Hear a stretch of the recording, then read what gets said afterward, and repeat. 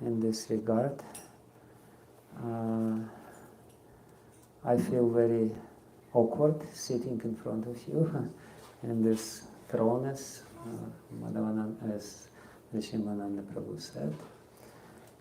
Trying to teach you, I'm junior to many of you. But, so I'm rather seeking your blessings to say something. I'm very much dependent on this. So I will read one verse from Sri Chaitanya Charitamrita, where Mahaprabhu explains the importance of Hare Krishna mantra, and Srila Prabhupada gives very elaborate purport, and I will speak on the basis of this. Jai Jai Sri Chaitanya Jai Nityananda Jai Dvaita Chandra Jai Gaur Bhakta Vrinda Jai Jai Sri Chaitanya Jai Nityananda Jai Dvaita Chandra Jai Gaur Bhakta Vrinda Jai Jai Sri Chaitanya Jai Nityananda Jai Dvaita Chandra Jai Gaur Bhakta Vrinda. So we will read a very beautiful verse from Antya Lila of Sri Chaitanya Charitamrita, chapter number 4, Sanatana Goswami visits the Lord, text 71. Taramadye sarvashreshta nama sankirtan niraparadhe nam laile paya premadhan. Translation. Of the 9 processes of devotional service, the most important is to always chant the holy name of the Lord. If one does so, avoiding the 10 kinds of offenses, one very easily obtains the most valuable love of Godhead. Purport by His Divine Grace A.C. Bhaktivedanta Swami Srila Prabhupada. Srila Jiva Goswami Prabhu gives the following directions in the Bhakti Sandarbha. I will skip Sanskrit and read the translation. Chanting the holy name of the is the chief means of attaining love of Godhead. This chanting or devotional service does not depend on any paraphernalia, nor on one's having taken birth in a good family. By humility and meekness, one attracts the attention of Krishna. That is the verdict of all the Vedas. Therefore, if one becomes very humble and meek, one can easily attain the lotus feet of Krishna in the age of Kali. That is the fulfillment of all great sacrifices, penances, and austerities, because when one achieves ecstatic love of Godhead, he attains the complete perfection of life. Therefore, whatever one does in executing devotional service must be accompanied with chanting of the holy name of the Lord. The chanting of the holy name of Krishna, Hare Krishna, Krishna Krishna, Hare Hare, Hare Rama, Rama Rama, Hare Hare, has been praised by Srila Rupa Goswami in his Namashtaka, verse number 1. That's a quote from Jiva Goswami is finished. Srila Prabhupada continues. Nikila Shruti Mauli Ratnamala Dyuti Nirajata Pada Pankajanta Ai Mukta Kulai Rupasyamanam Paritastvam Harinama Samshrayami. O Harinama, the tips of the toes of your lotus feet are constantly being worshipped by the glowing radiance emanating from the string of gems known as the Upanishads, the crown jewels of all the Vedas. You are eternally adorned by liberated souls such as Narada and Shukadeva. O Harinama, I take complete shelter of you. Similarly, Srila Sanatana Goswami has praised the chanting of the holy name as follows in his Brihad Bhagavatamrita. Jayati Jayati Namananda Rupa Murari Viramita Nija Dharma Dhyana Pujadi Yatnam Kathamapi Sakrita Tam Muktidam Praninam Yat Paramam Amritam Ekam Jivanam Bhushanam Me. All glories to the all-blessed holy name of Sri Krishna, which causes the devotee to give up all conventional religious duties, meditation and worship. When somehow or other uttered, even once by a living entity, the holy name awards him liberation. The holy name of Krishna is the highest nectar. It is my very life and my only treasure. In Srimad Bhagavatam 2.1.11, Shukadeva Goswami says, Etan nirvidyamananam ichhatam akuto bhayam yoginam nripa nirnitam harirnamanukirtanam. O king, consider chanting the holy name of the Lord after the ways of great authorities is the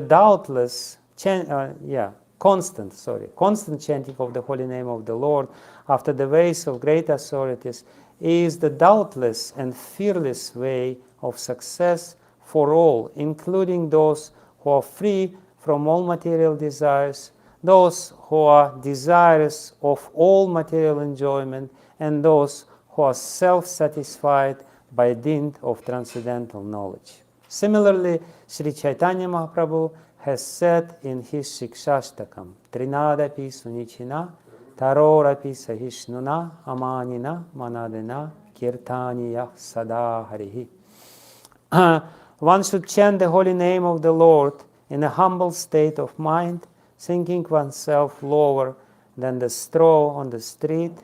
One should be more tolerant than a tree, devoid of all sense of false prestige, and ready to offer all respects to others. In such a state of mind, one can chant the holy name of the Lord constantly. Regarding the 10 offenses in chanting the holy name, one may refer to the Adi Lila chapter 8, verse 24. Srila Prabhupada ki jai. Taramadi sarvashreshta nama sankirtan niraparadhi nama laile paya premadhan. Of the 9 processes of devotional service, the most important is always chant the holy name of the Lord. If one does so, avoiding the 10 kinds of offenses, one very easily obtains the most valuable love of Godhead. Namo Vishnu Padaya Krishna Prasthaya Bhutale Srimate Bhaktivedanta Swami Niti Namine Namaste Saraswati Deve Gauravani Pracharine Nirvishesha Shunyavadi Paschatya Deshatarine Vanchakalpatarubhescha Kripa Sindhubhye Vacha Patitanam Pavanebhyo Vaishnavebhyo Namo Namaha. Jai Shri Krishna Chaitanya Prabhu Nityananda Shri Advaita Gadadhara Srivasadi Gaura Bhakta Vrinda Hare Krishna Krishna Krishna Hare Hare Hare Rama Rama Rama Hare Hare Ajanulambita Bhujo Kanakavadata Sankirtanaika Pitaro Kamalaya Taksha Vishwambaro Dvijavaru Yuga Dharma Pala Vande Jagat Priya Karo Karunavatar Yantah Pravishya Mamavachimam Prasuptam Sanjeevayata Kila Shakti Darak Svadhamnam Yamscha Hasta Charana Shravanat Vagadim Pranan Namo Bhagavate Purushaya Tubhyam.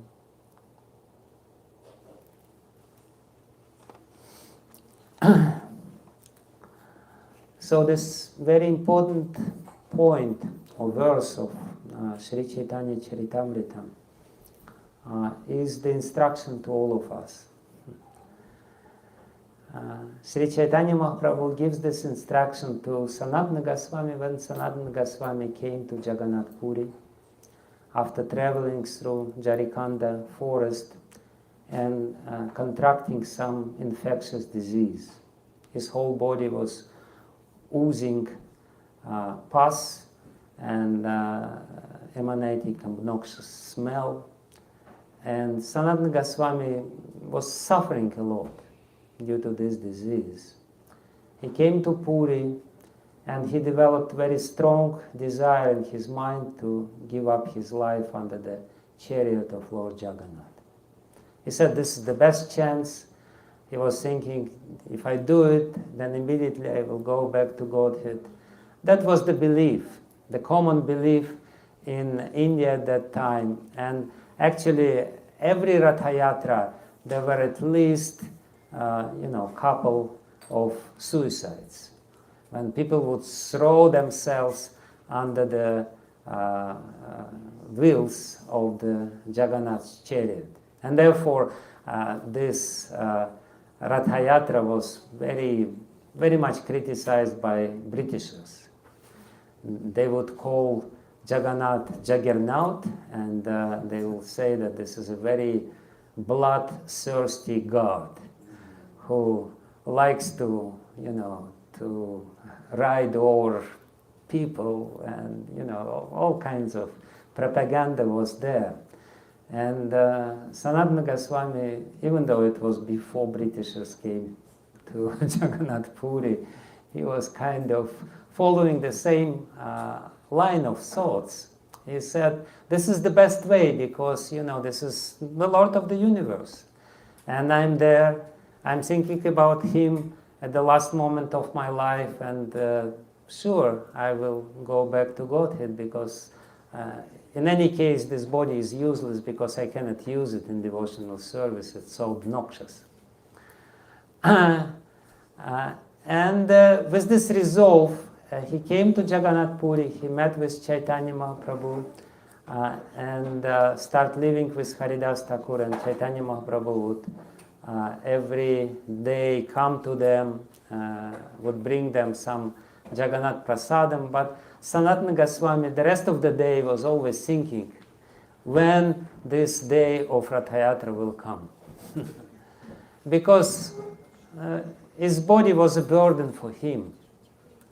We all know that sometimes body will become an unbearable burden. When we're young, the body is a good instrument for enjoyment, but it doesn't last long. After some time, it becomes such a liability to have this body, and you have to spend so much time to maintain it in a proper order. Anyway, so that was the situation, and that went on for quite some time. But then at one day, Lord Chaitanya Mahaprabhu himself came to the same place, and all of a sudden, out of blue, he started speaking with Sanatana Goswami and saying, if I could achieve God by committing suicide, I would commit suicide millions of times already. You think you're the most intelligent, right? You think that's the best and quickest way to go back to Godhead? Forget about it. It's a complete mistake. It's tamagun. He started, even though Sanatana Goswami didn't speak a word to Chaitanya Mahaprabhu about his plans, but Chaitanya Mahaprabhu, being omniscient, he knew what is going on in the head of Sanatana Goswami. So he started chastising him left and right, without saying that he is addressing his plan. And in the course of this preaching to Sanatana Goswami, he basically said there is only one way to achieve. Okay. I'll try. Okay, so in the course of Chaitanya Mahaprabhu's preaching to Sanatana Goswami, he made a very important point. He said there is only one way, only one way, only one way to achieve God. Not suicide. It's not suicide. This way is to perform the devotional service. Actually, this is a very important point because, there are so many sentimental beliefs floating around. You can achieve God by drowning yourself in Allahabad. You can achieve God by, anyway, so many stories of like this, even there in the Puranas, just to instigate you to believe in God, to make the point that, it's very important for you to believe in God and ultimately achieve Him. Okay. There's a lot of commotion going on. All right, they're translating for you. Yeah, I understand. I don't mind. But he knows Russian. I spent most of my life translating something for somebody,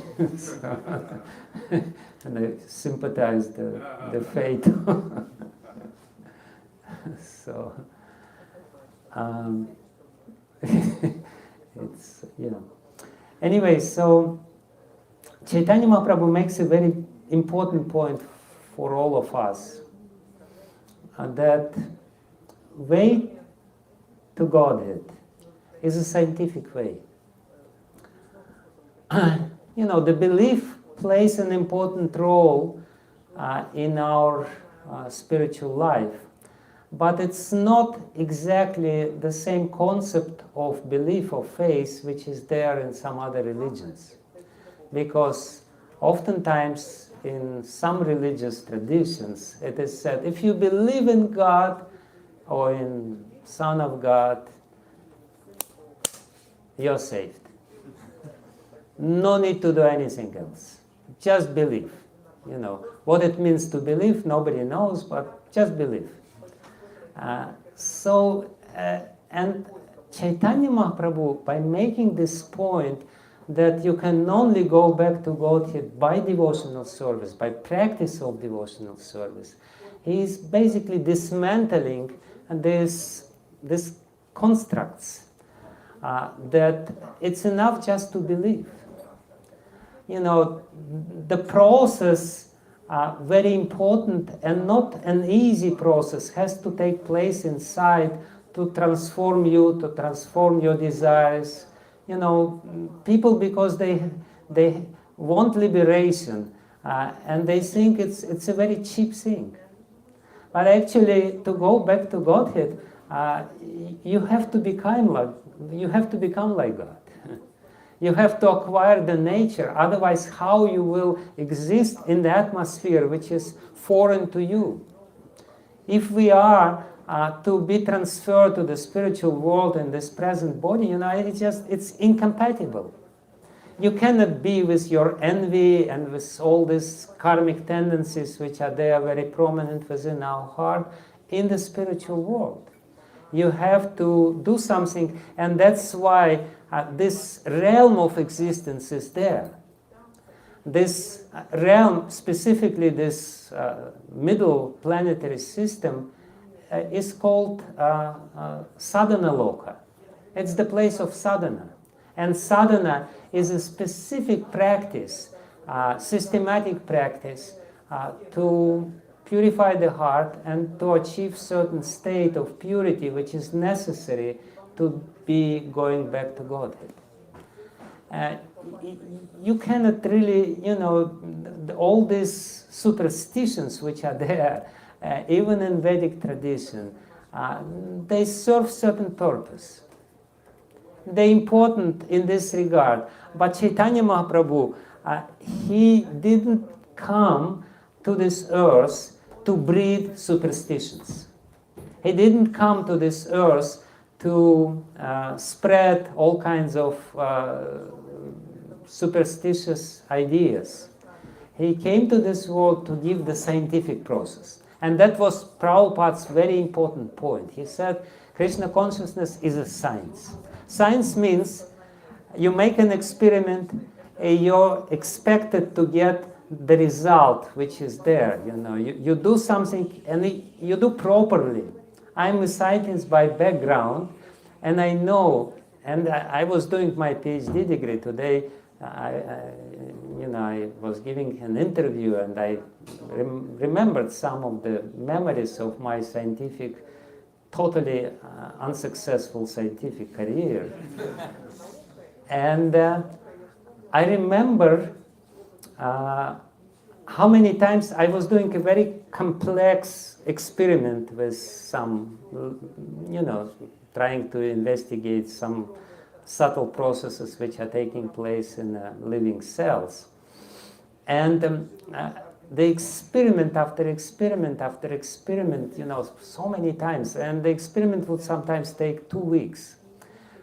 And you work like an ass practically day and night for 2 weeks. And you don't know the result. And then at the end, you put some photographic film there. And with completely stunned heart, you develop this film to find out that it was again a failure, that it didn't work. Why I'm giving this example? Because science means you do certain things, but you do it very properly.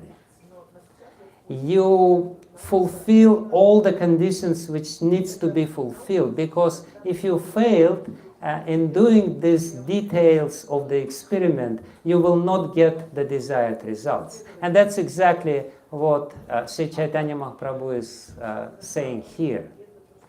He says, this is a sure method of achieving love of God, provided you chant the holy name without offenses. And that's the science. The science means you do something, you're supposed to get this result, but you will get this result only if you're very exact and precise in fulfilling all the conditions of the experiment. So, and basically I'm jumping a little bit ahead in my talk, but what Sri Chaitanya Mahaprabhu is telling here to Sanatana Goswami in general is that Krishna consciousness is not just a sentimental belief.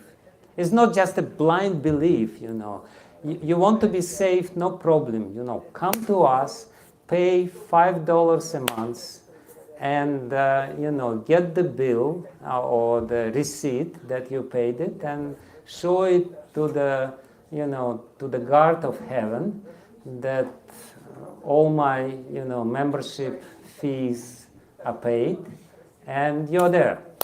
The door of heaven is open for you, no problem. So Sri Chaitanya Mahaprabhu didn't come to give this. He didn't come to give some cheap process. He gave a scientific process, and he explains what is the scientific process here in this in these verses. He says that to go back to Godhead, you have to execute devotional service. Please don't do it, it doesn't matter. He heard that I said about the exact conditions, so perhaps this side of the pillow will help me to say something. I'm a perfectionist. Okay. Anyway, so thank you. So Sri Chaitanya Mahaprabhu says, the point number 1, you can only go back to Godhead and spiritualize your existence and purify your existence from the traits of material contamination by devotional service. Out of all kinds of devotional service, the 9 are the most prominent.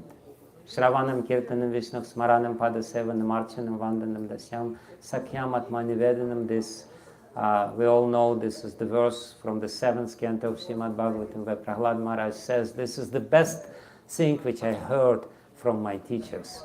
This is the best way to live life. To hear about God, to speak about God, to glorify God, to remember about God. That's the best way to live this life. And then he says this verse, Chaitanya Mahaprabhu says this verse, out of this, Taramadhye, Sarva Shrestha Nama Sankirtan. Out of all this, among all this, the best, Sarva Shrestha, the best of all is Nama Sankirtan. And if you chant the holy name, Niraparada, Namlali, Tare Premadhan, you will achieve the wealth of love of Godhead, Premadhan. You will really achieve this. You will feel that I'm very wealthy person because this is the greatest wealth which we can achieve in this material life. So again, Sri Chaitanya Mahaprabhu makes the point, very important point, is that we have to do something, and this doing something is described elaborately and sufficiently in Vedic literature, including Srimad Bhagavatam. That is the devotional service starting from hearing, Shravanam, Kirtanam, Vishnu, Smarana, Pada, Sevanam. A little point of my own experience in this regard. I just again gave this interview today about my history, my devotional history, and my serious involvement in Krishna consciousness movement started from the point when Japa Prabhu, who is here now, I believe, even though I didn't see him yet, okay, gave me a little Bhagavad Gita, not Prabhupada's Bhagavad Gita. Prabhupada's Bhagavad Gita was not there in Soviet Union at that time, or maybe there were a couple of copies for everyone, but the old translation of the verses of Bhagavad Gita. And I read this book very quickly, within probably a couple of nights, or even quicker. And very clear impression, which I remember till this day, was that it's a powerful book. It must be true. It cannot be otherwise because it's so convincing. It means that I have to change something in my life. This very important idea or conclusion, naturally, spontaneously, without anyone telling me this, surfaced. The idea was, if this is true, then I have to change my life. I cannot live the same life which I lived before if I accept this is the truth. So that's exactly what Sri Chaitanya Mahaprabhu also tells here. He says that it's not enough to believe in God. It's not at all enough to believe in God. If you believe, this belief, this faith in God is a responsibility. You become naturally responsible to walk this path. You have to do something. You have to change your life in a certain way so that your life would fit to this concept of, to this idea, or to this idea which is presented in this book or that book. The belief is useless if it doesn't change your life. I had this feeling twice in my life. Once was before, a few years before I read Bhagavad Gita, when I read first the Gospel of John.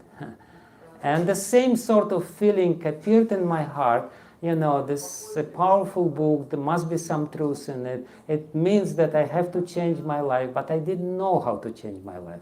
And there was nobody around who would tell me what does it mean to change my life. But in this particular instance, when I read Bhagavad Gita, my old friend Japa Prabhu was there, and he said, you should chant Hare Krishna, Krishna Krishna, Hare Hare, Hare Ram, Ram Ram, Hare Hare. And I had no clue why I should chant Hare Krishna. I had no clue who is Krishna. I didn't know that he's even God, and who is Hare, what to speak about Hare or Rama, I had absolutely no idea. But he told me to chant, and I started chanting. Just because I was so shaken by this little book, Bhagavad Gita. It really impressed me so much. I wanted to change something. And he said, if you chant this mantra, your life will be changed. And he was right. My life changed in a very significant way. 42 years later, I am sitting in front of you and, saying about this. So, again, why I'm saying this? Because this point of practice is very important. It's not enough just to believe in something. It's not enough just to read books. It's not enough to, even have prasadam sometimes and have a good association. It's all important, but the most important point is that we have to practice something. We have to do something which is conducive or harmonious or coherent, how you say this, my English is not so good. So with this belief, something which is in harmony or in, how you say this, aligned with this faith or with this belief, something which will ultimately give you the real experience, because it's not enough just to believe in something. You have to experience it, and you should not postpone your experience to the moment of death. Sometimes people think that, my most important and tremendous and shaking spiritual experience is awaiting for me when I will be dying. It's a mistake. Death is not counted as a part of sadhana. Don't think that, and that's exactly what Chaitanya Mahaprabhu is telling to Sanatana Goswami. You think that, just by dying you will achieve something. No. Death is just more or less very impartially will tell you what you have achieved. To achieve something, you have to practice something when you're alive. And it will be too late when you are dying there. This is famous King's Kulashekar prayer, Krishna tvadiya padapankaja panjaratnam tadyaiva me vishatara manasaraja hamsa prana prayana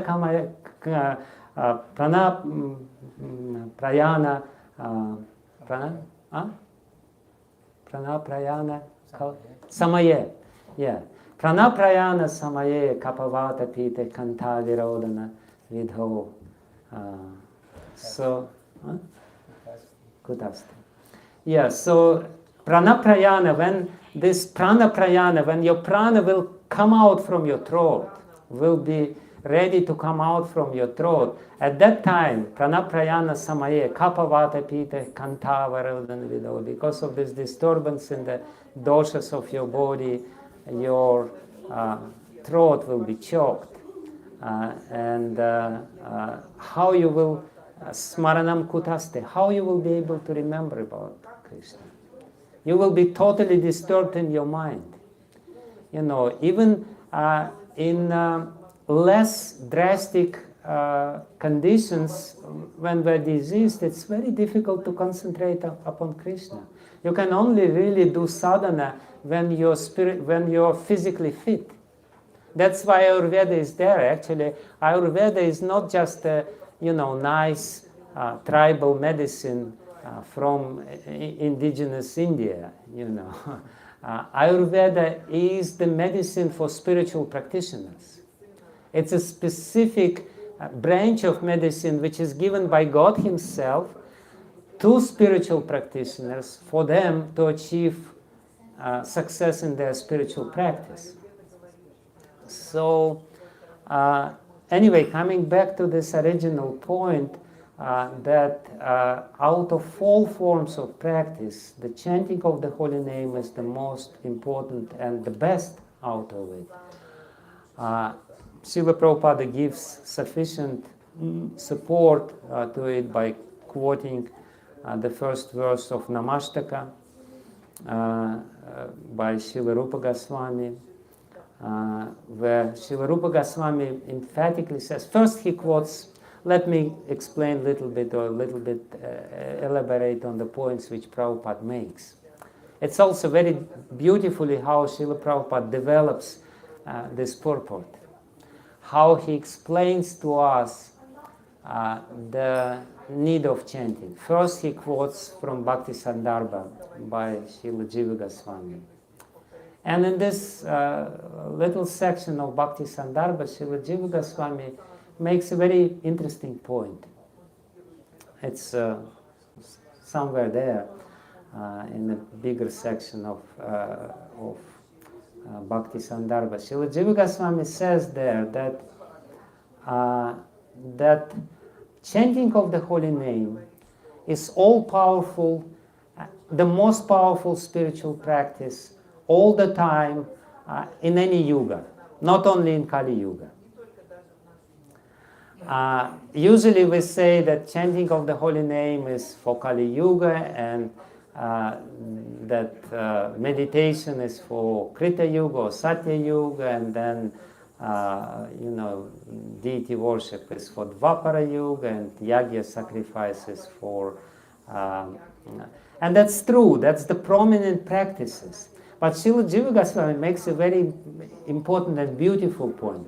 He says that actually in all these yugas, chanting of the holy name is the most powerful. The question is then why people in previous yugas do something else, if chanting is the most powerful. And Srila Jiva Goswami answers, because they are so pure and they are so powerful themselves, they don't believe in this easy process. The process is too easy for them.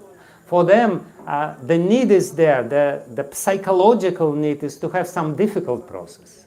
Meditation is much more difficult, yagya is very difficult, and even temple worship, elaborate temple worship is more difficult, but chanting of the holy name is so easy. They cannot develop sufficient faith in this process because it's so simple. For them to develop, and we know it ourselves, if something is simple, we kind of become a little skeptical and we say, no, it cannot be that simple, not that simple. We tend to believe in something which is more complicated. Even Srila Prabhupada, he was actually, when he was opening this Krishna Balaram Mandir in Vrindavan, he established this very elaborate fire sacrifice, and he invited the best priests from Vrindavan who would do this fire sacrifice. And then at the same time he said to his disciples, you chant Hare Krishna throughout. And they were chanting enthusiastically. And in the meantime, the big fire is there, and the mantras are there, and ghee is there, and, tons of ghee and everything is there. And then at the end, Srila Prabhupada says, actually, this is all useless. I only created this whole show to instill faith in these people of Vrindavan that we are bona fide. Because they have the tendency to trust these processes. This is the point, exact the same point which Srila Jiva Goswami makes, that people have this psychological tendency to believe in something complicated, and they have less trust in a simple process. But Srila Jiva Goswami says, but because people in Kali Yuga are so useless, so completely weak and unfit, because they're all misfits and they don't really know. They, out of desperation, they may develop faith in this simple process of chanting Hare Krishna, Krishna Krishna, Hare Hare, Hare Ram, Ram Ram, Hare Hare. But nevertheless, the point which he makes in this section of Bhakti Sandarbha is that by far this is the most powerful process. Why it is the most powerful methodology, spiritual methodology? Because by chanting the holy name, you come directly in contact with God Himself. It is very clearly said, even in Rig Veda. In Rig Veda, it is said that, by knowing your holy name even little, we can develop tremendous results and our heart will be changed. Even in Rig Veda it is said there. And of course in Srimad Bhagavatam it is said very clearly, and in Padma Purana in this Nama Chintamani verse it is said that God Himself has two forms, Para-Brahman and Shabda-Brahman. And Shabda-Brahman and Para-Brahman are non-different. Bhinnatvam Nama Namina. The Nama and Nami, the named and the name are not different. Shabda-Brahman is Brahman himself, is God Himself. And the easiest way to come in contact with God is to chant His holy name. Hare Krishna, Krishna Krishna, Hare Hare, Hare Rama, Rama Rama, Hare Hare.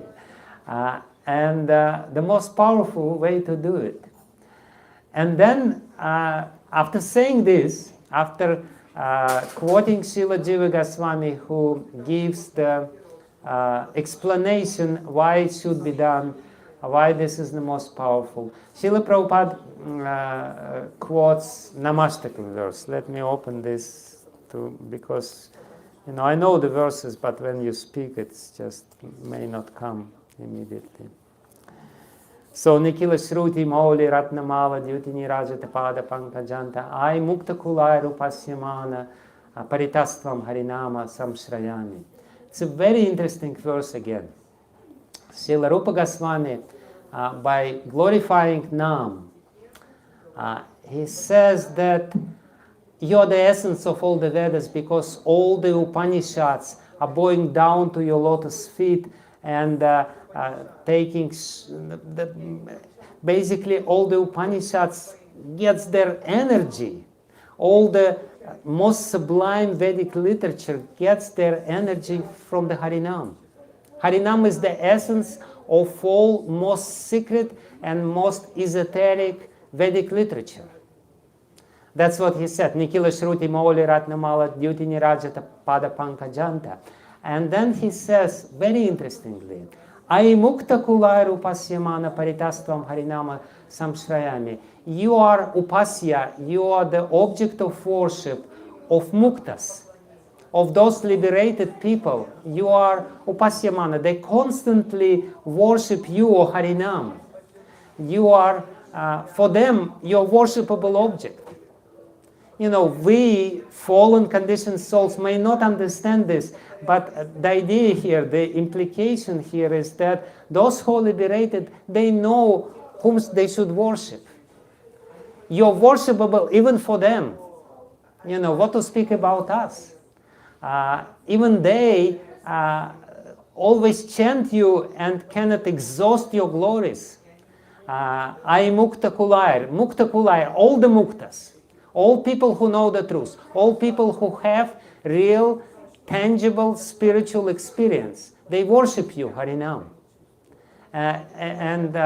Ai Mukta Kulair Upasyamana Paritastvam Harinama Samshrayami. And he says very emphatically in the last line of this verse that I am taking shelter of you, but not just taking shelter of you, complete shelter of you.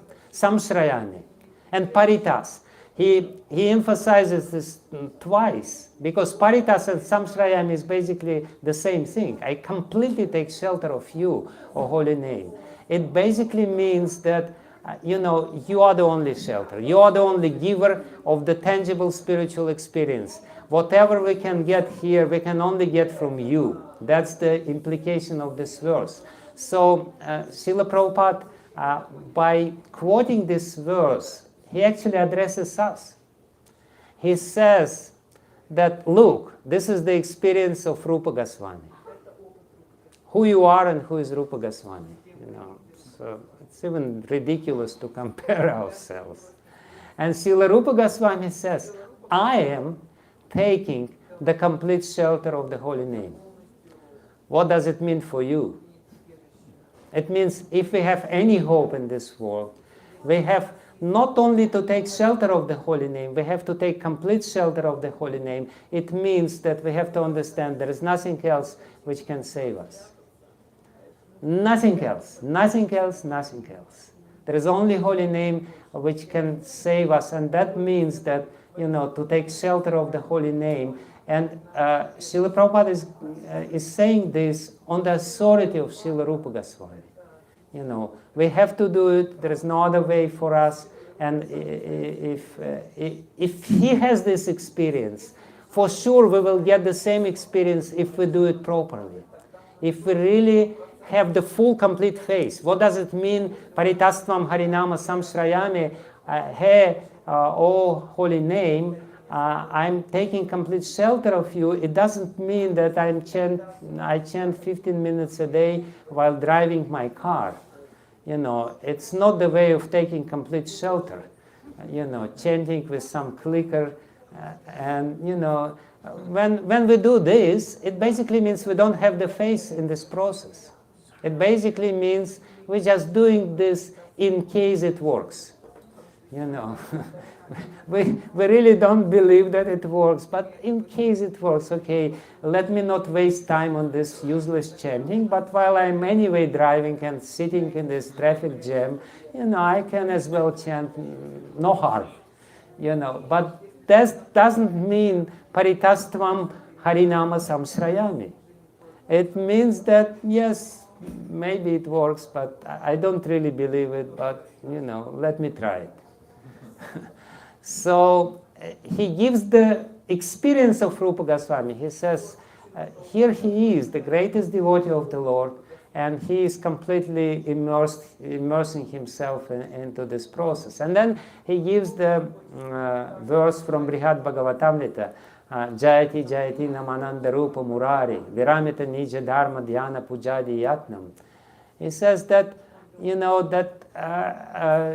another very important point, that Harinam, in this verse where Sanatana Goswami is glorifying the holy name, he says that all other processes which are there, Viramita Nija Dharma Dhyana Pujadi Yatnam.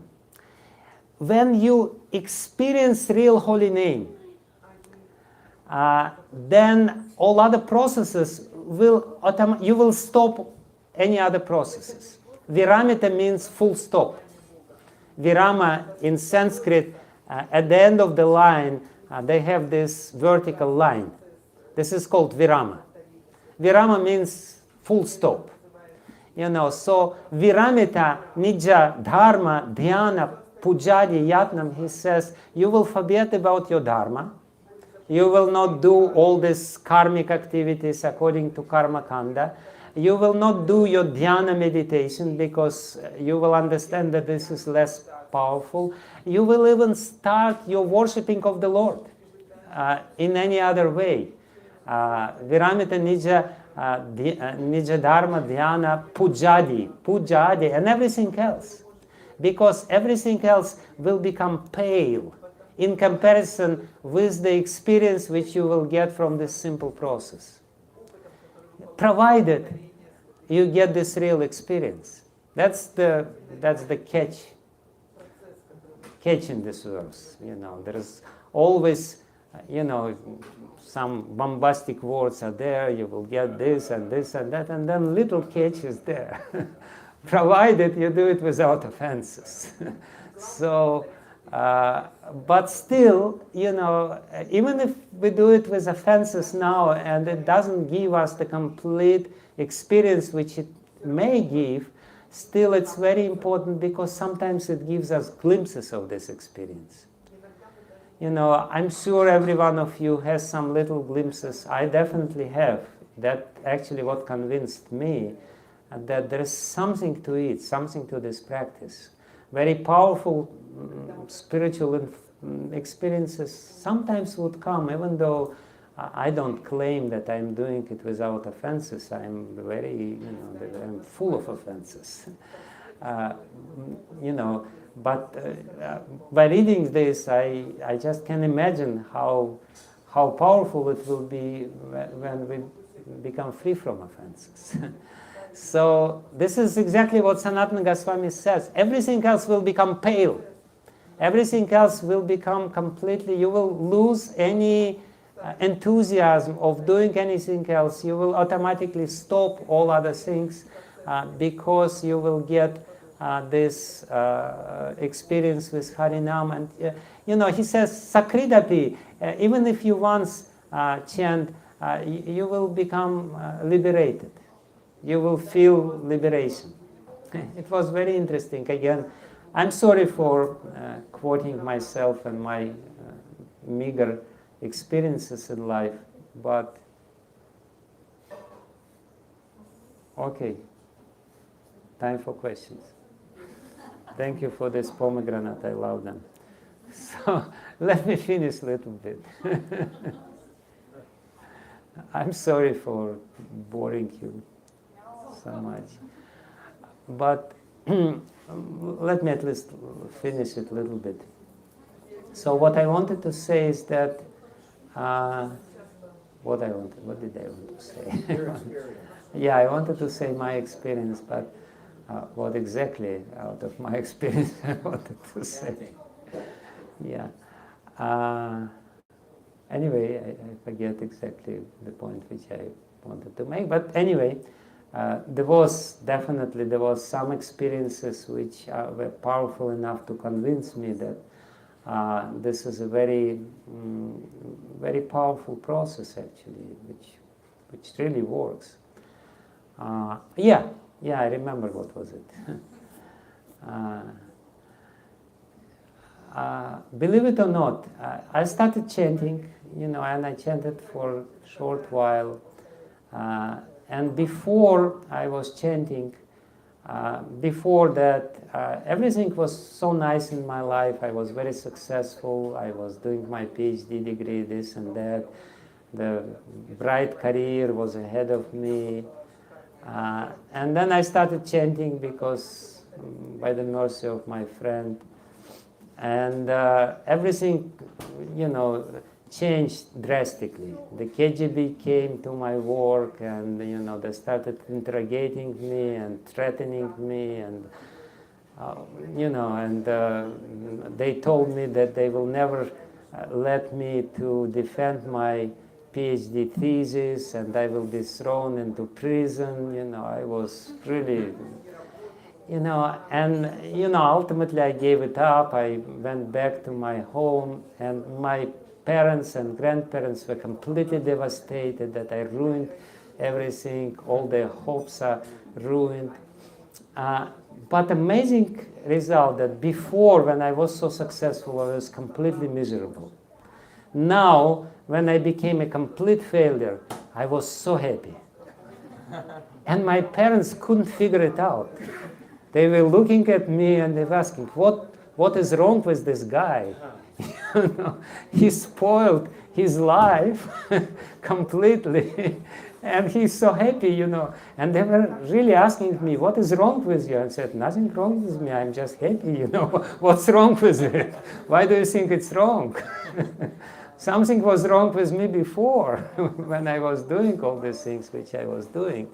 So that's exactly the point which Sanatana Goswami does when he says Viramita Nija Dharma Dhyana Pujadi Yatnam. And then Prabhupada, of course, quotes Srimad Bhagavatam, where Shukadev Goswami says that this practice is for everyone. Yoginam Nripa Nirnitam, it's for everyone. And Prabhupada says, even for those who are full of all material desires. But the most important point of this whole purport, the crown jewel of this whole purport, is the last verse which Prabhupada quotes. Trinadapi sunichina tarorapi sahishnuna manina manadena kirtaniya sadahari. And that's basically the answer to this point, how to chant Hare Krishna mantra without offenses. To chant Hare Krishna mantra without offenses means to chant by first practicing the humility, by first practicing to respect everyone and not expecting respect in return, by first practicing tolerance, and then after practicing this, developing these qualities. And when you develop these qualities, then the holy name will manifest the full power in you. While we were walking with Nrsimhananda Prabhu, when he was explaining to me why he wanted me to speak on this particular point of importance of spiritual practice, he said that it's the most difficult practice of chanting the holy name alone, not chanting with the kirtan, but the chanting while we are chanting japa. And people don't get any kick out of it. People don't get anything for themselves. I want to humbly disagree with Nrsimhananda Prabhu. I agree with this point that it's the most difficult, perhaps, process. But I don't agree that it doesn't give you a kick. It does if you do it properly. If you really try to develop this frame of mind, even temporarily, even for the time while you're chanting, you may get a very profound experience which you will never forget. So even though it is a difficult process, but it becomes more difficult because we don't do it properly. It's so difficult and unrewarding because we don't follow the exact methodology which is given by Lord Chaitanya. But if we try to follow this exact methodology which is given by Lord Chaitanya and by the rest of Vedic literature, then it's actually a very profound and very pleasing experience when we feel melting of the heart and some little glimpse of what love of Godhead means if we do it properly. So anyway, this is a few points which I brought here by the inspiration of Nrsimhananda Prabhu, is that it's a scientific process, and scientific process means we have to follow it meticulously. We cannot expect the proper results to come if we don't follow it in a proper way. And there is a hope for us because despite of all our defects and all our problems, this is the most powerful process, especially designed for us people in Kali Yuga, and we are all living examples of this. Despite of all our deficiencies and problems and atheistic upbringing and offensive mentality and uncultured and gross nature, we're still somehow or other traversing this path and hoping to obtain this premadhan, the wealth of love of Godhead. Thank you very much. Hare Krishna.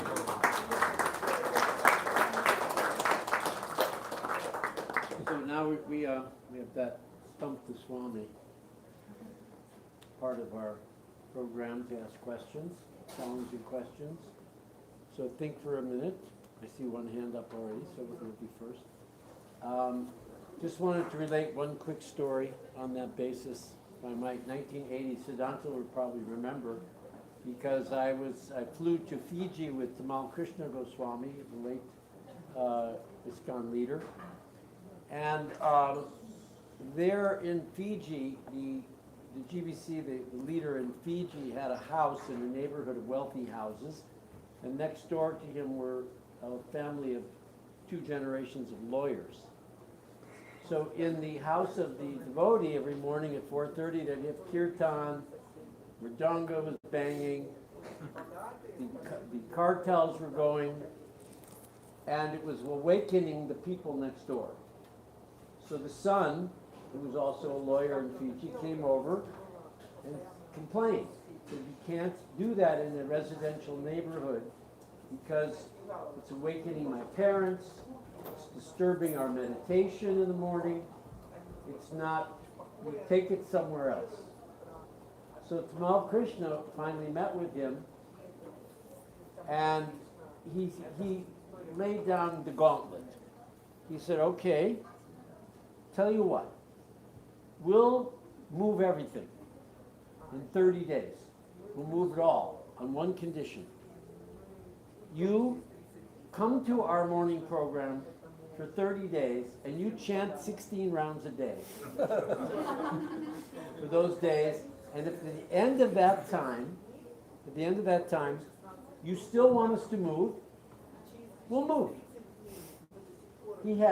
Tamal had such faith in the transformative power of the name. So the guy said, he kind of thought about it, figured it was easier than going to, through the courts. He said, okay. So around the 17th day, he came over after the morning program, came up to the devotees there. He said, Tamal had already gone back to the United States. He said, tell your leader it's okay. You can have your program. So then his father was very angry at him for just capitulating. So the 2 of them went to their guru. Their guru was in outside in the hinterlands of Fiji, and they sat before the guru and said what to do, because now the father was angry with the son.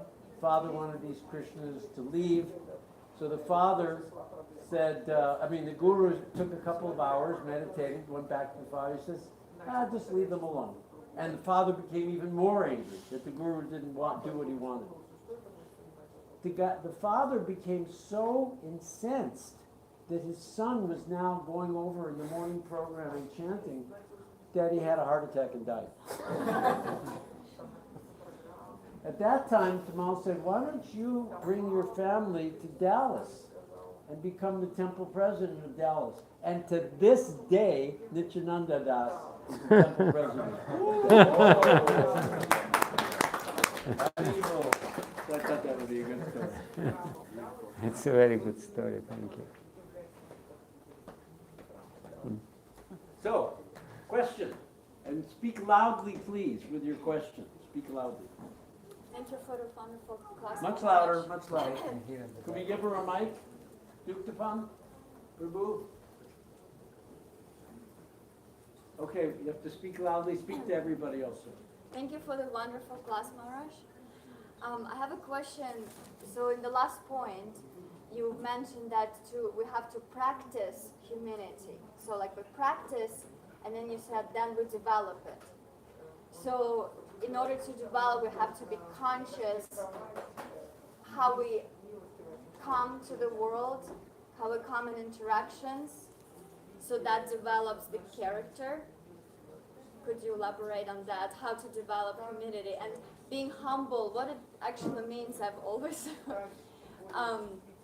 one of my realization was to think more about Krishna instead of myself. So that's the humbleness, but I still struggle to understand what truly humbleness means, because we can fake it and look humble, but in true internal process, how does it look? Thank you for this question.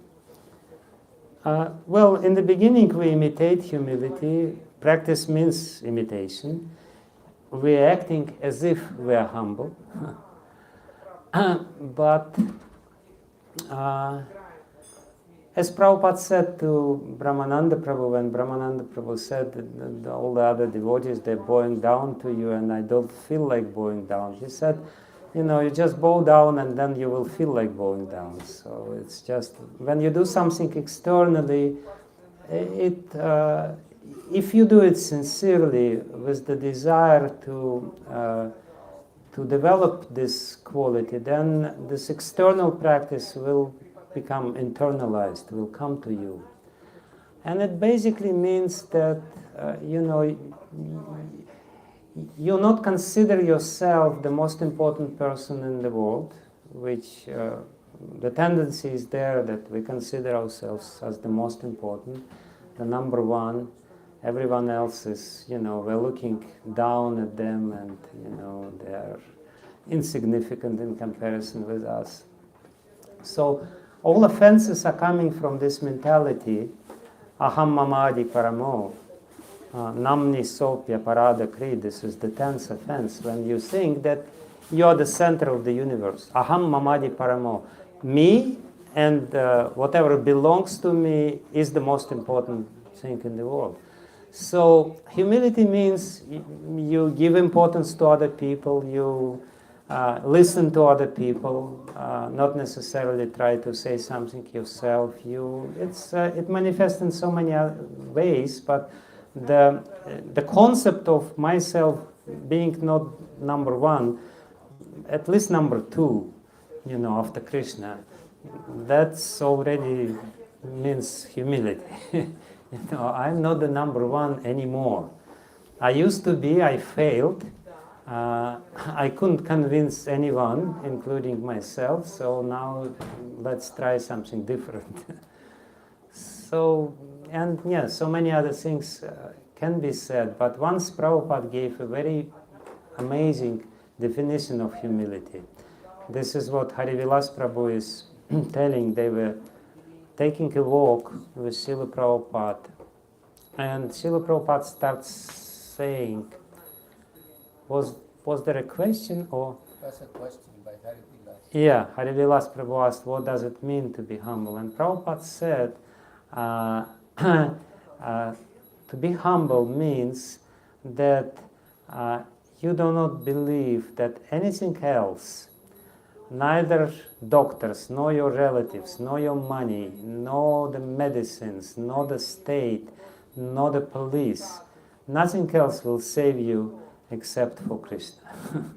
So that's the definition of humility. When you don't believe in other upayas, there is this Sanskrit word upaya. Upaya means the methodology by which you can be saved.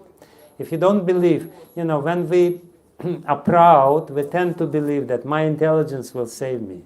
I'm the most clever man. Somehow or other I will make it. My money will save me. Doctors, the science, when it will advance, will save me. The glorious American government will save me, will protect me. If you don't believe in this, and if you are completely convinced that only Krishna will save you, that means humility. Yes. Okay. The last words you want to hear Yeah. when you hear the knock on the door is when you open it, hi, I'm from the government and I'm here to save you. Sorry. Yes. The first time I heard Srila Prabhupada speak in person, someone asked him after his class where he was speaking about the benefit of chanting Hare Krishna. And the person in front of him said, somewhat challenging, what do you feel?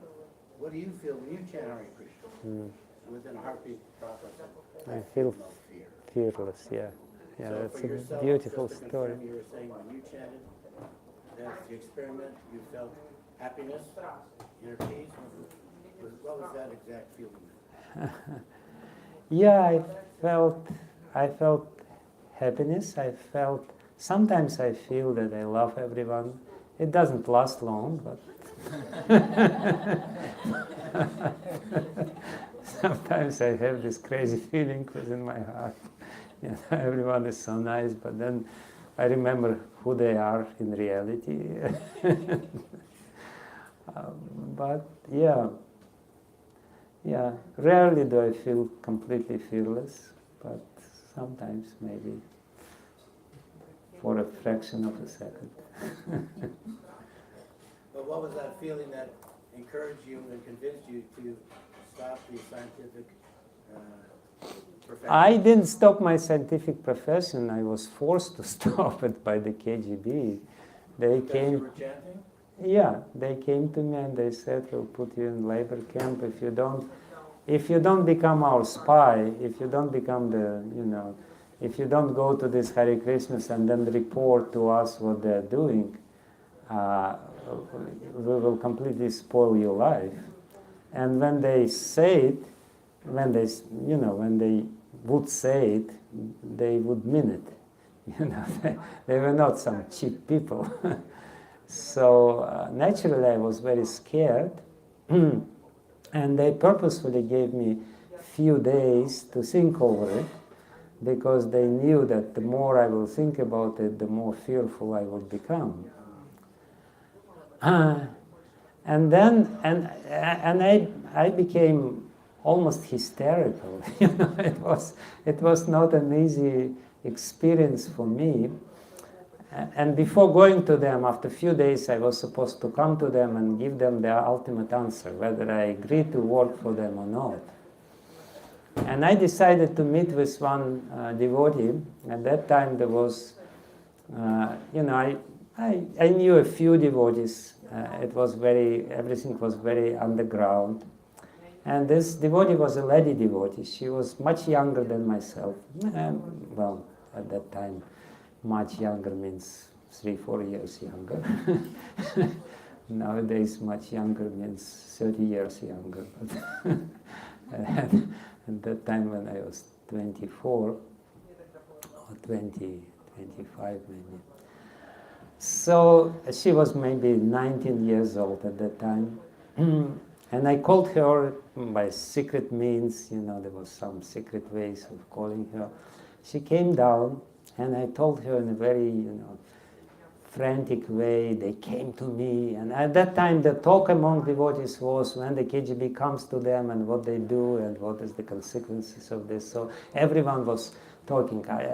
Everyone either was expecting that they would come to you, or by hearing the experiences of others, how the KGB would come to them.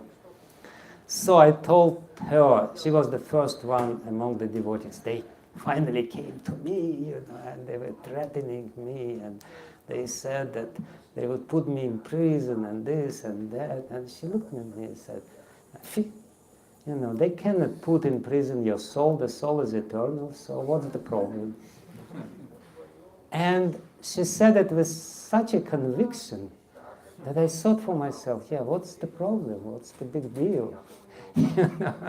And this simple formula, which I knew, but it's not enough to know it theoretically. You have to hear it from somebody. And she said it with this conviction. I was convinced.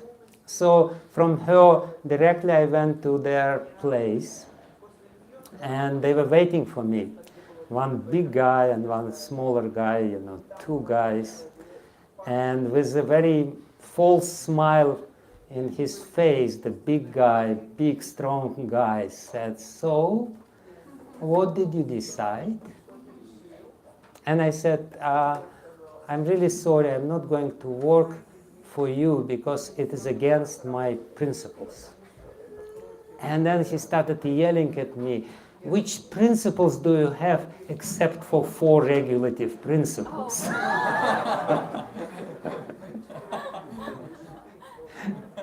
At that time, I didn't even know about 4 regulative principles, but he knew very well. So, anyway, it was fun. Spasibo. Hare Krishna.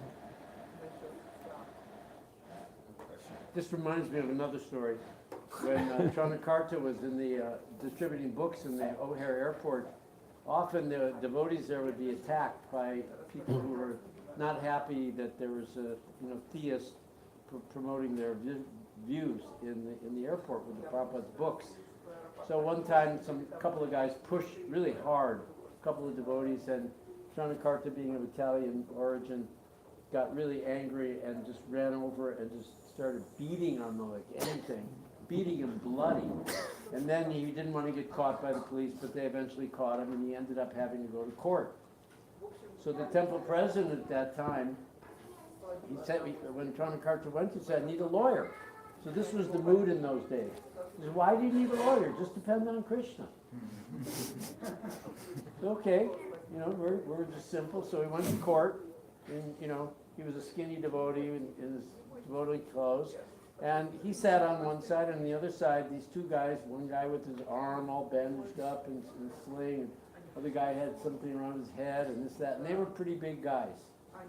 And the court was a very no-nonsense judge. So he heard from the lawyer that this guy beat up these two guys.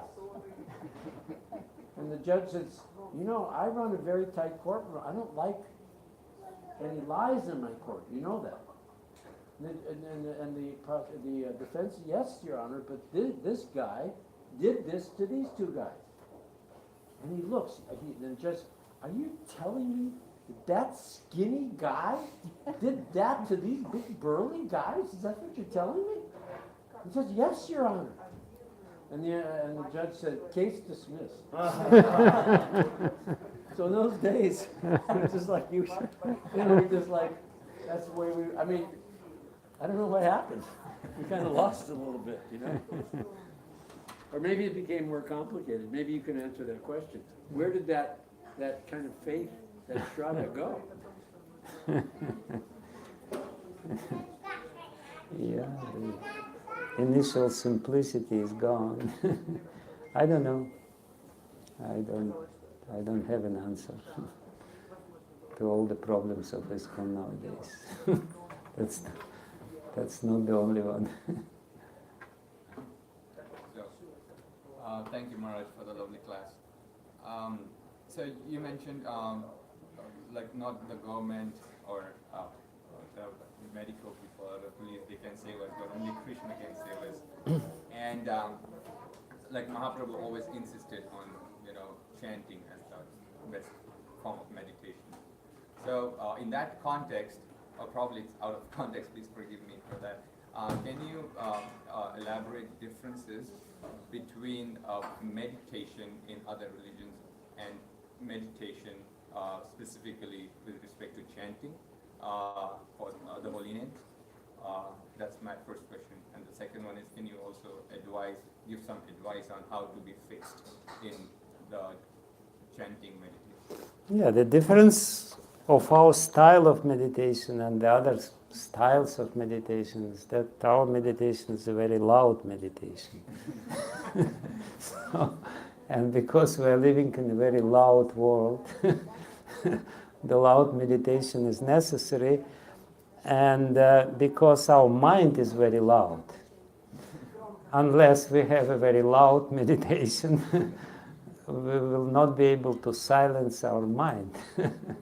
So that's the advantage of this style of meditation, because people, when they're trying to meditate by silence, then the mind is loudly yelling something internally, and that becomes a mockery of meditation. Regarding the advice of how to become fixed, it's just practice. What kind of advice you need? There is no quick, easy, miraculous way of becoming fixed by just practicing it. And actually, the only thing which you need is to develop strong faith into this process. When you develop the strong faith in this process, then it's easy to be fixed. Whereas if your faith is not really strong, then you will always think, maybe I should spend my time in a better way. So and for that you need to read, for that you need to listen, to hear others speaking, because faith, you can get the faith from listening others, how they speak and how they explain their experiences. Thank you. Yes? Я слышала, что преданные избегают завистливых. Значит ли это, что мы должны избегать друг друга? The question is, I heard that devotees are avoiding envious people. Does it mean that we have to avoid each other? Was the clear implication. No, it doesn't mean. Because when Srimad Bhagavatam is speaking about avoiding envious people, the meaning behind these envious people is specifically people who are very envious of God.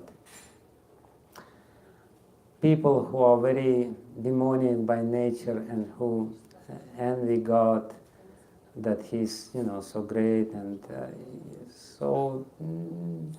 devotees generally are not envious of God. They may be somewhat, some little grudge may be there, but we're not in this category of envious people, in the sense that grossly envious, who are God haters, who hate God because He's there, He's enjoying, and I'm suffering here, who He thinks He is, and stuff like this. So this is the kind of people we should avoid. Devotees, we should strive to associate with them, because we can learn so much from each and every one of them, because everyone has some experience, everyone has something to share with us. So it's not about this.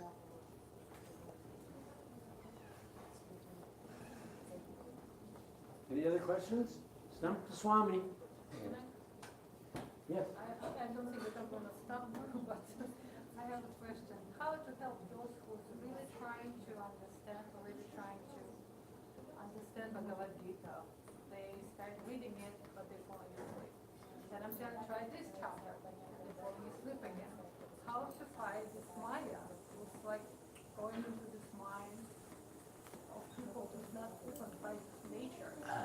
Can you repeat your question so we Okay. The question is how to help people who are trying to read Bhagavad Gita but consistently falling asleep while reading Bhagavad Gita and cannot even reach the end of a chapter because it's so boring. Those people who are not really interested in this subject matter, so this and that, sincerely trying to understand but never can reach the end.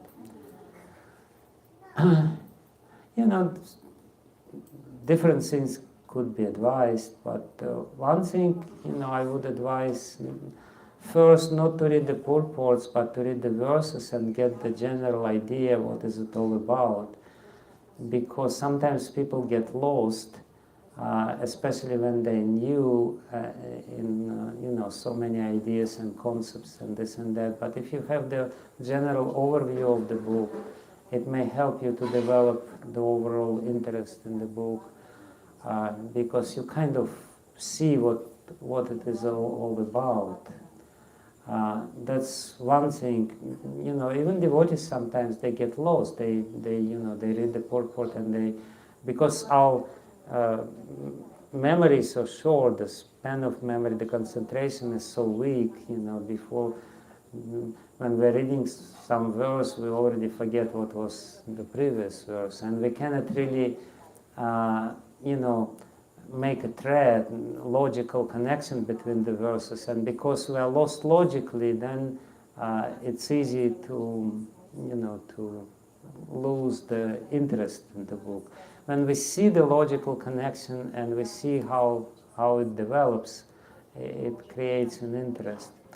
But then another advice which I would give is just to to ask somebody who knows what is Bhagavad Gita to explain to him, because when he explains with the enthusiasm, this enthusiasm is contagious, and you're not only dependent on your own intelligence, which may be sleepy at that time, because you're already saved, and you don't need to be worried about anything, and anxiety is gone. So, but if you listen to somebody who has enthusiasm and he explains this with enthusiasm, at least the advantage of this is that he can wake you up when you fall asleep while while listening to him.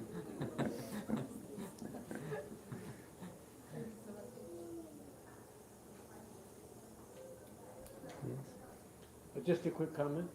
I used to fall asleep in Prabhupada's classes. All the time. There was a beautiful story, Badrinarayan Maharaj tells it.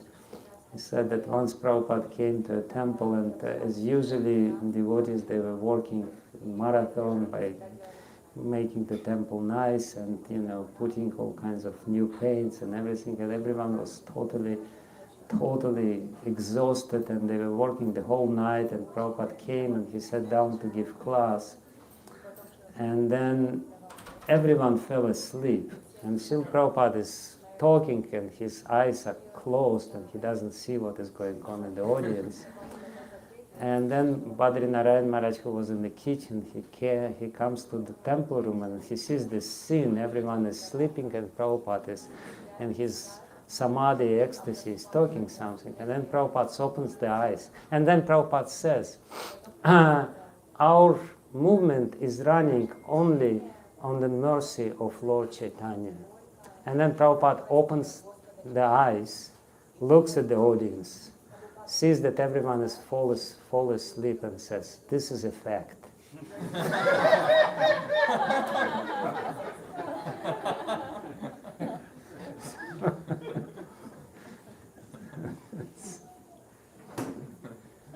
Yes. What's your name? What's your name, dear? Name? Govinda Nandini Didi. So there are different levels of devotees, and how to recognize the higher level of adhikar or higher level devotees so we can progress in our spiritual life. Srila Rupa Goswami gives a very simple definition of this. He says that if you see somebody whose heart is completely free from the tendency to criticize others, nindadi shunyam, hridam ipsita sangalabhya, for such devotees you have to develop the desire to have his sangha. Nindadi shunyam hridam, his heart is completely free from this ninda, tendency to criticize others. If it's shunyam, if the heart is shunya, free from this tendency, completely empty from this tendency, that ipsita sangalabhya, you have to have desire to associate with such people. So he gives a very simple scheme. He says if somebody is chanting the holy name, but he is somewhat, neophyte devotee, then you should respect him from a distance. If somebody surrendered himself, then you should pay obeisances to him and make some friendship with him. But your real desire should be to get the association of those people whose heart is completely free from the criticizing tendency. So that's as simple as and as difficult as it is. And can you please indicate what's the difference of criticism and actually somebody who's trying to help somebody else? Because sometimes you say like, I oh, understand. you're not doing something right. Yeah. They say, oh, you're criticizing, but actually I'm trying to help Yeah. somebody in the spiritual If you're life. saying something in the face of this person, and if you sincerely want to help him, it's not a criticism. Of course, you have to exercise discretion, but still, it's not a criticism. You are just trying to help. But if you feel a special sort of joy, in Sanskrit there is a saying, sarcastic saying, Ninda rasa piba, please drink this juice of offenses. So if you feel, it's an ironic, it's not a command. It's just, it means that if you feel a special sort of pleasure by hearing about the faults of others, and we all know, sometimes we hear and we deep inside our heart, we don't even admit to ourselves that we think like this. We think, I always knew that this guy is a crook, or this this person. If we to a certain extent enjoy by the fault of other person and try to kind of put him down, then it's ninda. But if we sincerely want to help, if we're compassionate within the heart, if we really like this person and we try to help, it's not ninda. We should actually give him some feedback and explain to him what he's doing wrong, if we can. But it's a question of how we subjectively react to his faults. If we're somewhat happy by seeing his faults, better not to say to him or to anyone else about his faults. Well, I really hate to criticize, but I'm really feeling that you should have come to the Pyramid House a long time ago. It's been really too long. You kept yourself away. So we're hoping that instead of, a period of 19, 20 years between your appearances here, you might see the value of coming back next year, right? Not that that's a criticism. It's sincere feedback. But I'm going to be severely criticized for holding up the distribution of prasadam. However, I have a couple of words. First of all, let's give it up for Maharaj. Thank you so much.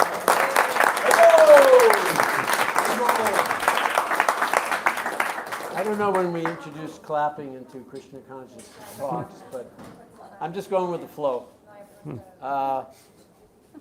So we're going to serve out prasadam in just about 2 or 3 minutes, and we're going to sing the song if those of you didn't know it. But before we do, can we have it quiet back there? Can I have your attention back there, Duktapan?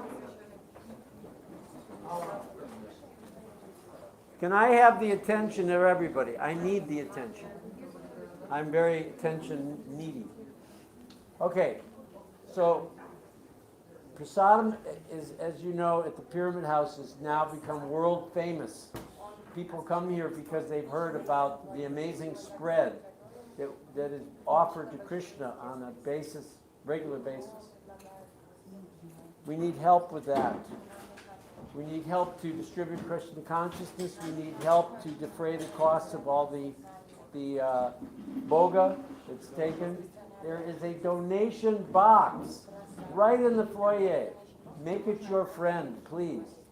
And we also want to give an offering to the sannyasis that come here to help defray their expenses of travel and all the rest. So you have 2 receptacles of donations tonight. Please be generous, I beg you. Because, as you know, the dollar today compared to the dollar in 2 years ago is worth only 87 cents. So everything is much more expensive. Please help us out. Also, you can buy books, paraphernalia. And if you take the pomegranates that are offered to you there, they're all for you. That's our reciprocation.